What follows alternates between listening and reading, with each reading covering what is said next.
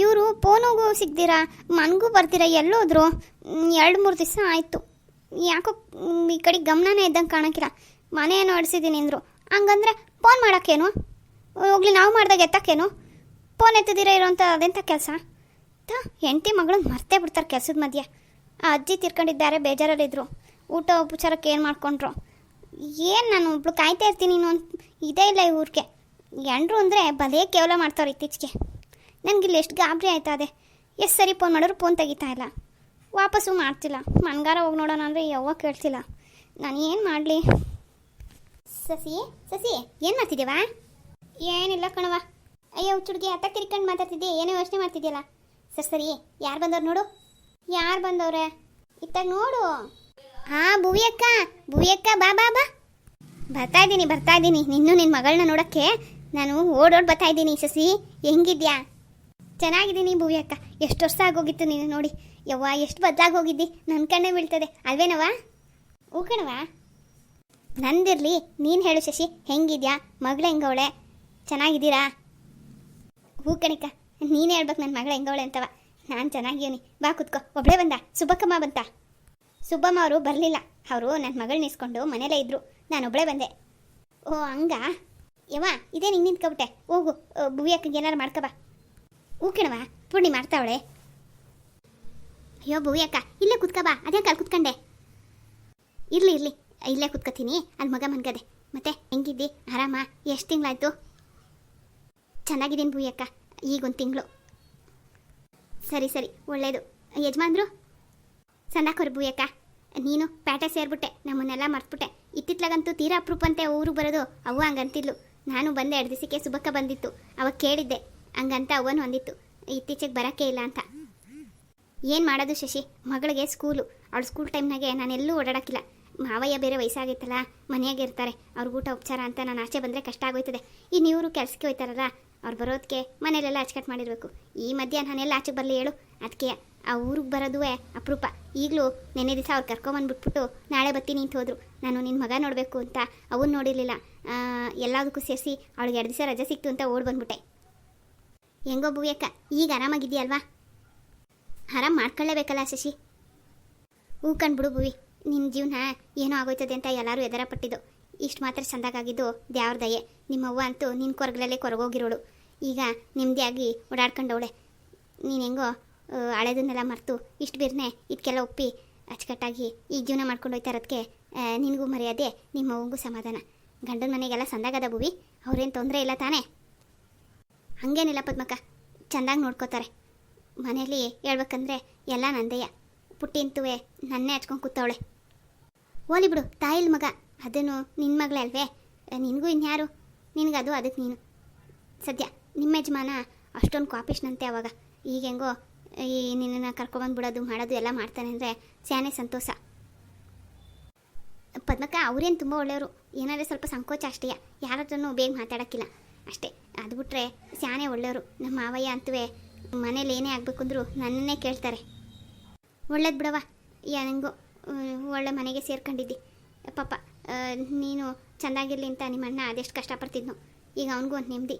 ಆ ಹಾಳಾದ ನಿಮ್ಮ ಚಿಕ್ಕವನು ಮಾತ್ರ ಒಂದೂರಾಗೆ ಇದ್ಕೊಂಡ್ರು ನಿಮ್ಮ ಅಪ್ಪ ಅವ್ನ ಕಷ್ಟಕ್ಕಾಯ್ತಲ್ಲ. ಬಿಡು ಪದ್ಮಕ್ಕ, ಏನು ಮಾಡೋಕ್ಕಾಯ್ತದೆ? ತಮ್ಮಣ್ಣನ ಅವಾಗಿಂದಲೂ ಒಂಥರನೇ ಆಗೋದ. ಮದುವೆ ಆಗಿ ಮಕ್ಕಳಾದ್ಮೇಕಂತೂ ನಮಗೂ ಅವ್ರಿಗೂ ಸಂಬಂಧವೇ ಇಲ್ಲ ಅನ್ನಂಗೆ ಆಡ್ತಾವನೆ. ಏನೋ ಜಾಂಕು ಅಣ್ಣ ಇರೋದಕ್ಕೆ ನಾವಿಷ್ಟು ಮಾತ್ರ ಎಲ್ಲರೂ ಬದುಕೊಂಗಾಯ್ತು.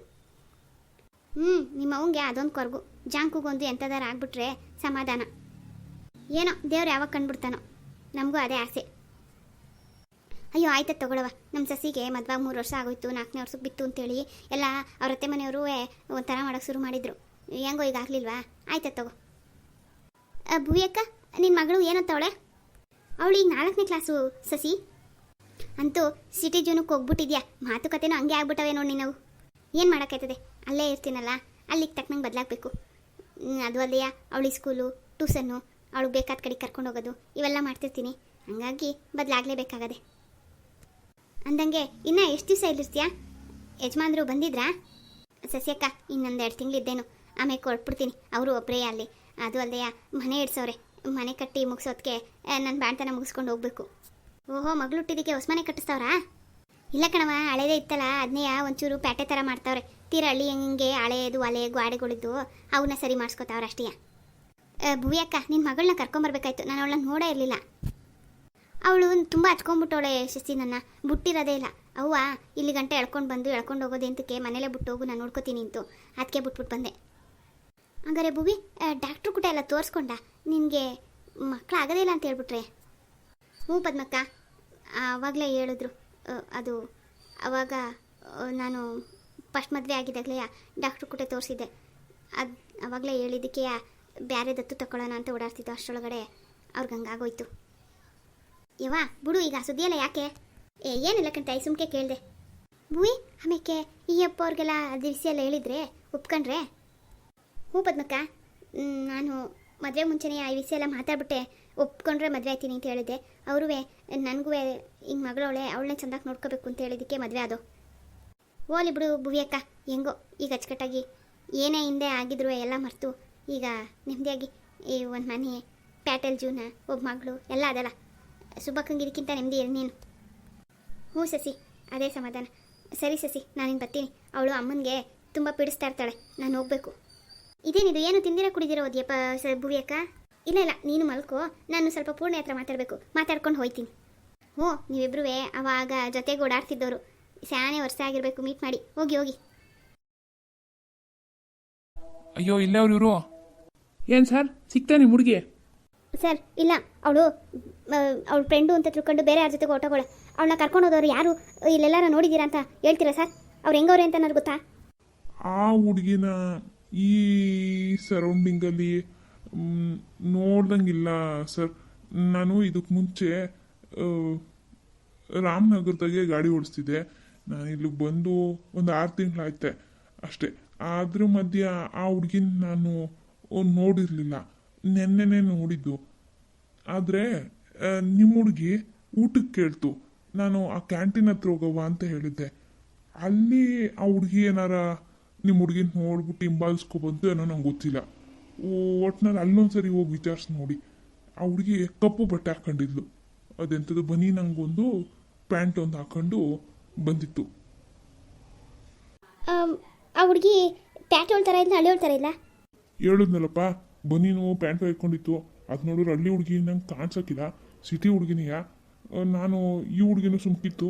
ಆ ಹುಡುಗಿ ಬಂದು ನಾನೇ ಫ್ರೆಂಡು ಅಂತಿಲ್ಲ, ಅದಕ್ಕೆ ಇರ್ಬೋದೇನೋ ಅಂತ ಕಳಿಸ್ದೆ. ಹಿಂಗೆ ಮೋಸ ಆಯ್ತದೆ, ಹುಡುಗಿರು ಹಿಂಗೆ ಮಾಡ್ತಾರೆ ಅಂತ ನಂಬಿಕೆ ಹಾಕಿಲ್ಲ ಕಣಪ್ಪ. ಆದರೂ ನೀವು ಆ ಕ್ಯಾಂಟೀನ್ ಹತ್ರ ಒಂದ್ಸತಿ ಹೋದ್ರೆ ಗೊತ್ತಾಗ್ಬೋದು. ಇಲ್ಲ ಆ ಹುಡುಗಿ ಇಲ್ಲೆಲ್ಲರ ಕಂಡ್ರೆ ನಾನು ನಿಮ್ಗೆ ಹೇಳ್ತೀನಿ. ಎಲ್ಲಿ ಬರ್ತದ ಕ್ಯಾಂಟೀನು? ಇದೇ ದಾರಿಲಿ ಓಸಿ ಮುಂದೆ ಹೋಗ್ಬಿಟ್ಟು ರೈಟ್ ಸೈಡಿಗೆ ತಗೊಳ್ಳಿ, ಅಲ್ಲೊಂದು ಗಾಡಿ ನಿಂತಿರ್ತದೆ. ಆ ಗಾಡಿ ಮೇಲೆ ಊಟ ಹಾಕೋದು. ಈಗ ಇನ್ನು 12 ಗಂಟೆ, ಇನ್ನೊಂದು ಗಂಟೆ ಟೈಮ್ ಹೋದರೆ ಎಲ್ಲ ಜನ ಬಂದು ಸೇರ್ತಾರೆ. ನಿಮಗೆ ಬೇಕಾಗಿರೋ ಹುಡುಗಿನೂ ಬಂದಿದ್ರೆ ಏನೋ ಸಿಗ್ಬೋದು ನಿಮ್ಮ ಹುಡುಗಿ. ಆದರೆ ನಮ್ಗೆ ಅದೇ ಹುಡುಗಿ ಅಂತ ಹೆಂಗೆ ಗೊತ್ತಾಯ್ತದೆ? ಆ ಹುಡುಗಿ ಗುಂಡುಗೆ ಬೆಳ್ಳಕ್ಕೆ ಉದ್ದ ಜಡೆ ಬನೀನ್ ಹಾಕೊಂಡಿತ್ತು, ಪ್ಯಾಂಟು ಜೀನ್ಸ್ ಕಪ್ಪು ಕಲರ್ ಪ್ಯಾಂಟೇ ಹಾಕ್ಕೊಂಡಿತ್ತು ನೋಡಿ.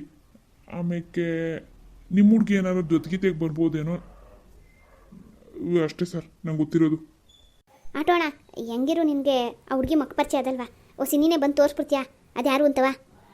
ಅಯ್ಯೋ ಸರ್, ನೀವು ಒಳ್ಳೆ ಚೆನ್ನಾಗಿ ಹೇಳಿರಿ. ಬೆಳಗ್ಗೆಯಿಂದ ಬಾಡಿಗೆ ಇಲ್ದಿರ ಕಾಯ್ಕೊಂಡು ಕೂತಿದ್ದೀನಿ. ಈಗ ಅಲ್ಲಿ ಬಂದು ಕೂತ್ಕೊಂಡ್ರೆ ಯಾರು ಬಂದು ಹೋದರೆ ಏನು ಮಾಡಲಿ ನಾನು? ನನ್ನ ಬಿಟ್ಬಿಡಿ, ಈಗ ಗೊತ್ತಿರೋಷ್ಟು ಹೇಳಿದ್ದೀನಿ. ಇಷ್ಟಕ್ಕೆ ಮೇಲೆ ಬೇಕಾದ್ರೆ ಕಂಪ್ಲೇಂಟು ಅಂತ ಏನಾರು ಮಾಡ್ಕೊಳ್ಳಿ.